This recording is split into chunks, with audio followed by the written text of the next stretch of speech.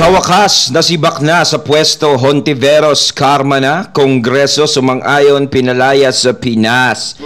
Ano to? Nagkakasibakan sa pwesto? Ha? Etong balitang ito na matutunghayan natin ngayon ay nagmula kay Banat Kapanig TV. At syempre ilalagay ko sa description box ang link ng channel ni Banat Kapanig TV. Ayan, bisita kayo sa kanya mga katunay at mag-subscribe kung gusto nyo maging updated sa mga balita na kanyang inilalabas. At syempre ito ang inyong lingkod na si BT na magbibigay ng reaksyon at komento dito sa balitang ating mapapanood ngayon dito sa video.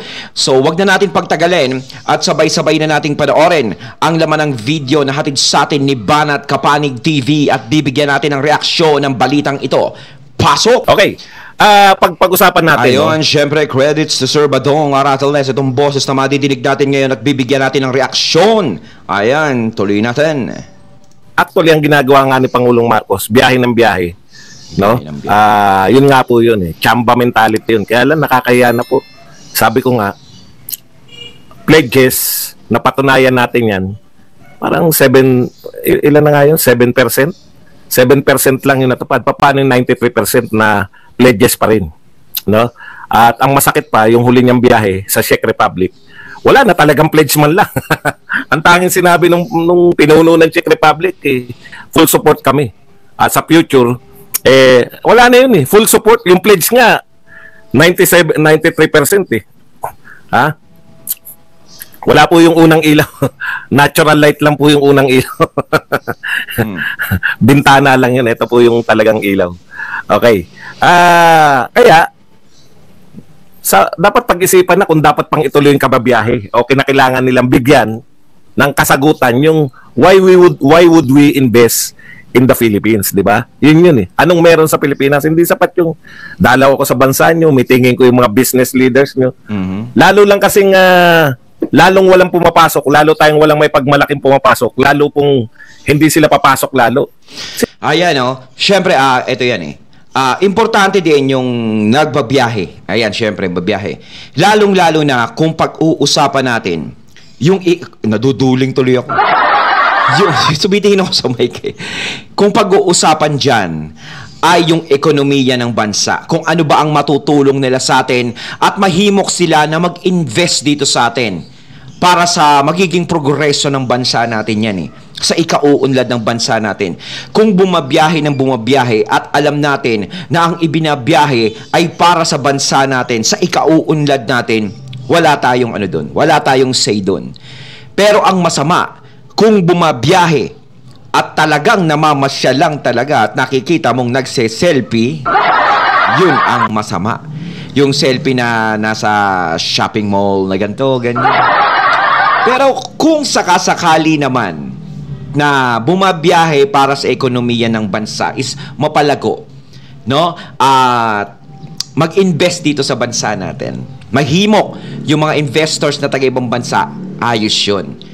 Kaso nga lang, no?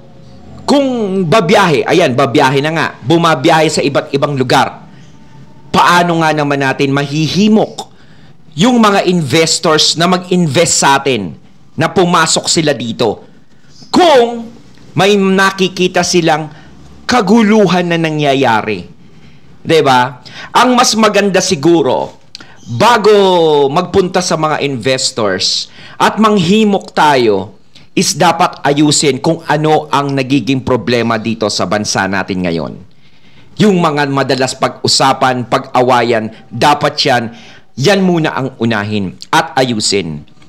Ngayon, kung sakasakaling maayos na yan at wala ng problema, diyan na dapat manghimok ng mga investors.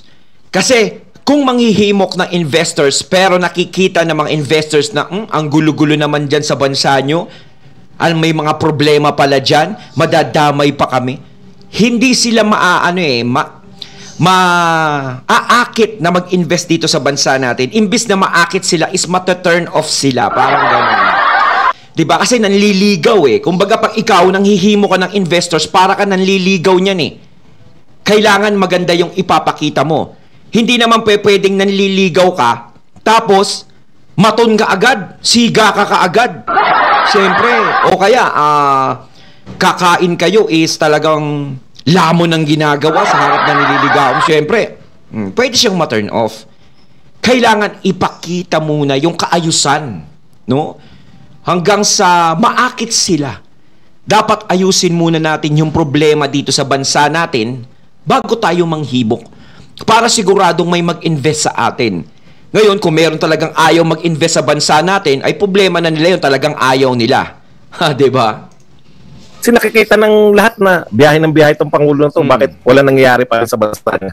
Ikalawa, yun nga yung atake sa mga kay Buloy at sa mga Duterte. Parang pansinin po ninyo. Yung pong DOJ na parte po ng admin, no? Parte po ng anong tawag nito, executive. Tapos yung legislative po, both Congress, Senate at House of Representatives. Kibuloy po yung pinag-uusapan for the last ilang buwan na, no? Na paano sa House of Representatives, paano tatanggalin yung tatanggalan ng prangkisa. Tapos sa Senate naman, paano isasakdal kahit hindi naman sila mga korte. Diyan po yung focus, yan po yung naging focus natin for the last how many months na, no? Yan ang naging problema natin. Is naka-focus lang tayo kung ano yung problema lang talaga na private. Hindi problema ng bansa. Hindi naman natin kasi ang problema ni Kibuloy. Hindi problema ng bansa natin yan. No? Na ginagawang malaking issue. Yan ay private na problema lang na personal ni Kibuloy at ng mga witnesses na nagtuturo sa kanya na dapat na hindi na pinaparating sa Senado, sa Kongreso, hindi na dapat pinag-uusapan yan. Ngayon, kung yung mga witnesses lumapit sa Senado,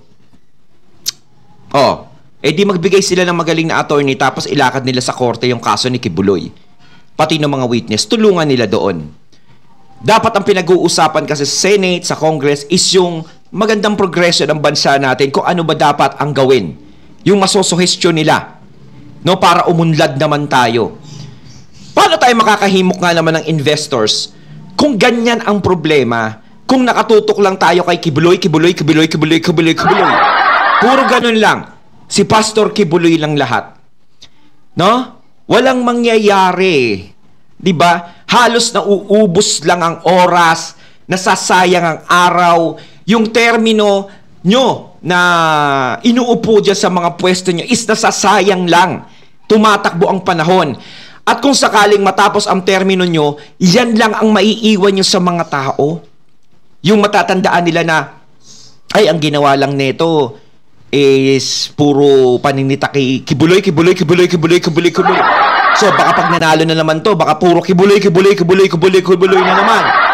Di ba? Ganun yun eh. Hindi nyo na napapansin yung tunay na problema ng bansa, yung tunay na problema ng mga tao na dapat natin lutasin. Di ba? Ngayon, kung yung problema ng bansa ang matututukan, yung problema ng mga mamamayan, kung ano yung nagpapahirap sa bayan natin, ayan na. Mas maganda. Di ba? Ngayon, kapag nalutas yan, sigurado yan. Maaari na tayo makahimok ng mga investors, di ba? Kung sakasakali pwede na nang lakarin yan. Kasi wala nang gulo dito hindi yan ang tinututukan masyado Ngayon mga kaso kasing ganyan, dapat sa korte nyo na binibigay. No, hindi problema ng bansa ang kaso ni Pastor Kibuloy. Hindi natin dapat pinoproblema yan. Labas tayo lahat dyan. Kay Kibuloy, at saka dito yung atake po kay Kibuloy. Hindi ko po maintindihan kung ano interest nila kay Kibuloy. Lagi pong kaugnayan kay Pangulong Duterte. Yung atake din po kay Pangulong Duterte. Ngayon lang po nakikita nyo. Yun ang nakikita natin, yung kaugnayan ni Kibuloy kay Duterte. Yun Lahat ng attack dog nila, parang may bago tayong natutuklasan. Eto na naman. Araw-araw meron silang bagong natutuklasan sa mga Duterte. Sinabi pala, meron palang kasunduan si Duterte sa mga Chinese na yan. Lihim. No? May lihim palang kasunduan. Kaya tayo, ganun Tapos si Duterte pala, ganun. Gusto nilang i-eliminate. Hindi ko lang alam kung yung SMNI lang. Kasi hindi ako maniniwala na yung free TV lang yan Yung pag tinanggal mo yung prangkisa ng SMNI, parang ABS-CBN. Mawawala lang yan sa free TV. Pero yung trend po kasi ngayon, sa totoo lang po, yung trend ngayon, hindi naman po lahat, hindi na po yung free TV. Di ba? Nanood po ngayon yung mga tao sa social media na, sa YouTube, sa Twitter, sa Facebook, yan na po, at sa TikTok. Kaya bali wala na po yan yung, wala nang ganong, wala na pong ganong epekto yan eh. Maliban na lang sa mga advertisers, di ba? Eh yung SMNI, hindi naman katulad ng ABS-CBN niya. Kasi marami pong traditional na yung mga advertising company na gusto nila na sa free TV pa rin eh. Naniniwala sila doon na marami pa rin pong nanonood sa free TV. Sa bagay, yung mundo kasi natin, YouTube eh. Mundo kasi natin, miski kayo, di ba? Sa YouTube nyo lang ako napapanood. Baka talagang marami pa rin naman, no? Marami pa rin naman. Kaya lang, yun na nga po, no? Yun yung point ko eh, no? Kung ang dahilan ninyo ng pag-atake sa SMNI, kung bakit gusto nyo tanggalan siya ng prangkisa para hindi na siya makapagbalita. Kasi ang dami pong kumukuha sa kanya ng balita eh. Real talk po. Ang dami tao na ang source na po ng balita, hindi na po yung traditional na mga radio and TV station, kundi SMNI na. Kasi nakita ng mga tao, sila yung tunay na nagbabalita. Yan, totoo yan. Kasi marami ako nakakausap na nanonood talaga sa SMNI na. Doon sila nag-switch. Kasi sinasabi nila para sa SMNI, walang plastikan, talagang totoo talaga yung sinasabi. Ngayon, ayun ang maganda sa ginawa ni Kibuloy. Na gumawa siya ng ganong programa, no, yung SMNI, na makapaghatid ng balita sa lahat. No? Kaso nga lang, syempre, kakaiba yung ginagawa nila. May mga atake talaga yung ginagawa nila. Kumpara sa ibang mga news TV station, no? Yung mga ibang iba talaga ang SMNI. Banat kung banat. Kaya pag may nasasagasaan talaga, is talagang, Ngayon, kung ang SMNI nga ganyan, gustong matanggal, ang ibig sabihin nun is parang tinatanggalan natin ng karapatan na magsalita lahat ng mga tao. Yun ang tatatak sa isipan ng mga tao. Kasi nasa demokrasyang bansa tayo. May freedom of the press ba tayo doon? Sa malayang pamamahayag, ganyan. Malaya tayo dapat magsalita. No? Pero syempre, may limitasyon. Hindi naman talaga na mumura-murahin na talaga yung sinisita o yung inaano, di ba? May karapatan kang magtanong, may karapatan kang magbigay ng komento mo, magsalita. No, lahat naman eh. Ngayon, kung ikaw naman is hindi ka naman guilty kung sakaling ikaw ay pinagbibintangan nung binabanatan ka sa SMNI. Tapos, lagi akong binabanatan nitong tao na to, talagang ayaw kong tigilan. Kung wala ka naman talagang kasalanan at talagang hindi totoo yung sinasabi nila, is dapat nagsasalita rin. Di ba? Yung taong binabanatan doon. Di ba? Pinapaliwanag niya naman yung side niya. Kasi, yun ang mas maganda eh. Mas naiintindihan ng tao at hindi tatatak sa tao na talagang positive to. Guilty. Di ba? Kasi, pinatanggal niya yan eh. Pinahuli niya yan. Parang ayaw niya talagang malaman ng tao, ayaw magsalita yung mga ganong tao. Ayaw siyang banatan ng ganon. Ibig sabihin, parang ka nasasaktan. Pero kung ikaw talaga is, sasagutin ko yan. Malay mo, pumabor sa'yo yung pagkakataon. At yung binibintang nila sa'yo, sinasabi nila sa'yo, is mali. Edi napahiya pa yung nagtatanong sa'yo. Yung nagpaparatang sa'yo ng kung ano-ano. Diba? Ganun lang naman eh. Kapag may tanong, pwedeng sagutin. Pero kapag ang tanong, iniwasan mo, may ibig sabihin yan. Ba't ka umiiwas? May iniiwasan ka ba sa tanong? Ganun yun. Mas maganda kung hindi na dapat pinatanggal yan Kasi kapag pinatanggal yan, isa lang ang iisipin ng mga tao. Natatakot sila sa SMNI kasi nababanatan sila, naaapektuhan sila. Siguro totoo yung sinasabi na ganun ang iisipin ng mga tao. Hindi yung dahil sa tinanggal nyo lang sila. Kasi kung may kasalanan si Ka Eric, si Doc Badoy, kung kasalanan na yung kanila, bakit buong SMNI ang tatanggalin? Diba? Parang nakakapagtaka naman yung ganun.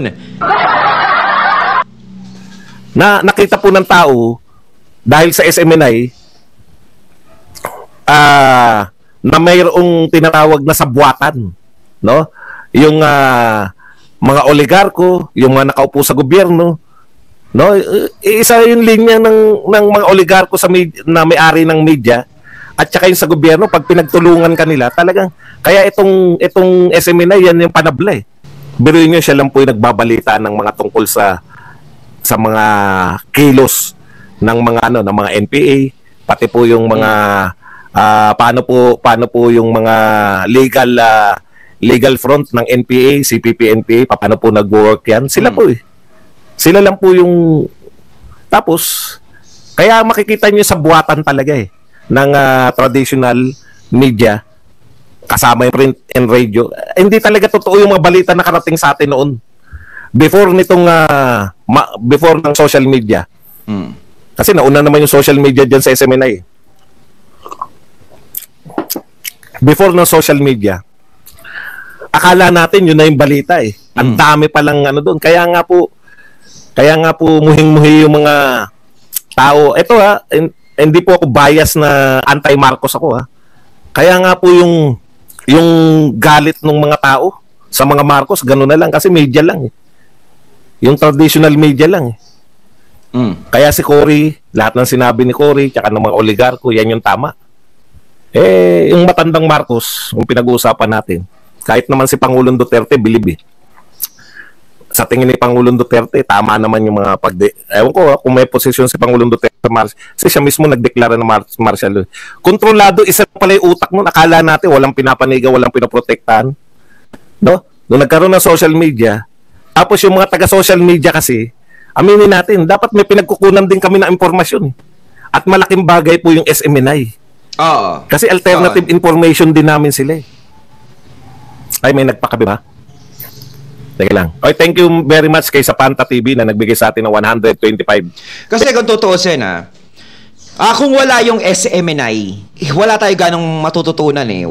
Ibig sabihin, siguro iba, lahat yung mga nauna is may alam na. Pero yung mga bago pa lang, no, sa mga istorya na dapat nilang malaman, is kailangan yung SMNI.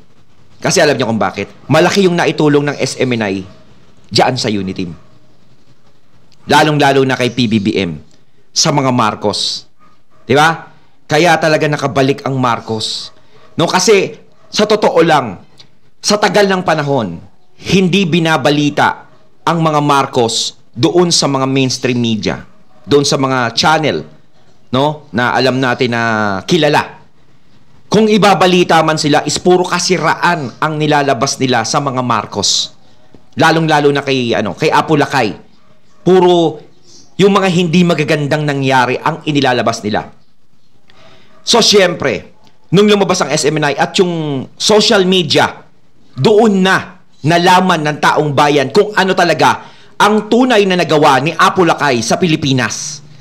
Kung ano ba ang naitulong niya sa mga tao, kung ano ba ang nagawa ng martial law sa Pilipinas, kung ano yung mga pinagawa niya, ang laki.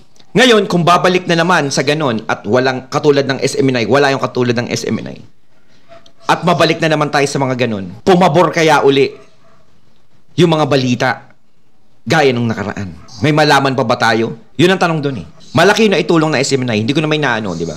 Pero malaki talaga. Isa yan sa programa na talagang nakapag-endorse, lalong-lalo na kay PBBM, di ba? At saka mga Duterte is kilala na yan eh.